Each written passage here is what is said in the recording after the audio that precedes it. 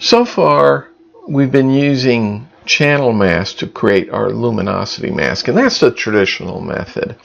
And it can be kind of complicated. You got to create those actions and create all those various masks. Well, there's something built into Photoshop that you can use to create luminosity mask. It's not quite as good, quite as subtle, but a lot of times it's good enough. So let me show you that right now. What it is under the select menu, go to color range.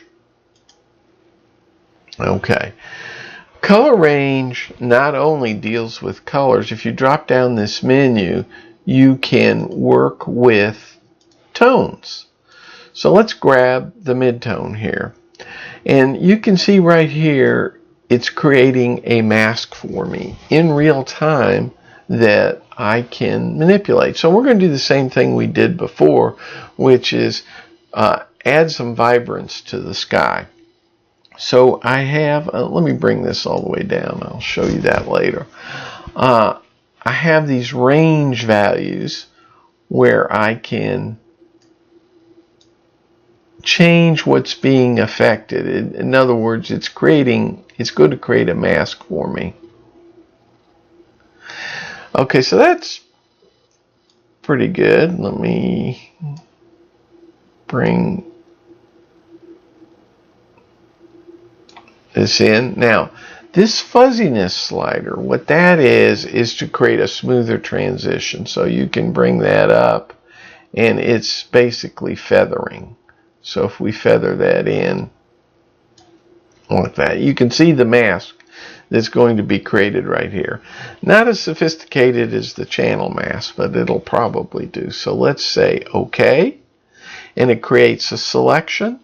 Let's go to our vibrance adjustment, and voila, we have a mask created for us. Let's do our vibrance adjustment.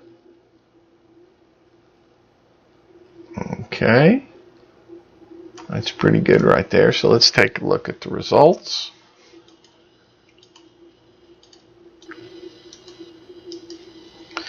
So we now have that vibrance in the sky and the water like before.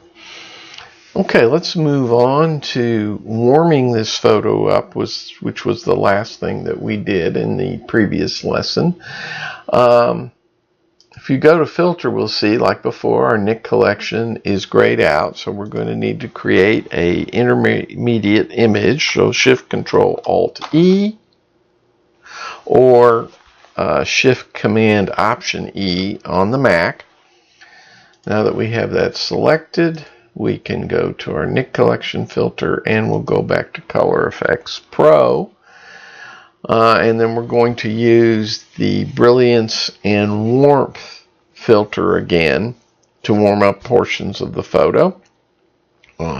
Normally what we would do if we weren't using a luminosity mask, we would probably say we're going to brush this effect in, but it is not easy to get that in the photo using a paintbrush in a natural way. The masks are much more subtle. So let's say OK there.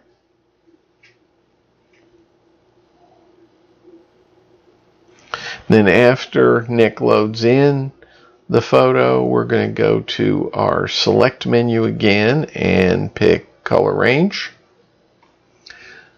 Select color range. Now we want to modify this mask some. So again, like I said, you kind of have to play with it. There, like that. You can see what the results are going to be. So let's say OK. We have our selection, and all we do here on this layer is go down to Add Layer Mask. Okay, so it created the layer mask. Let's take a look at the results. That's pretty good. I think it's a bit heavy-handed, so I'm definitely going to go to the opacity. Take that down some. Probably there. How does that look? Yeah. Okay, so notice that we've got the warmth here along the buildings. We have some warmth in the clouds and reflected in the water. So this is the same result almost as using the channel luminosity mask. I think it's quicker for sure, and it probably easier to understand. What I would do is I use both of them. It depends on my situation. It depends on the subtlety that I need in the image. And so I think both the channel luminosity mask and the color range picker are different tools in your toolbox.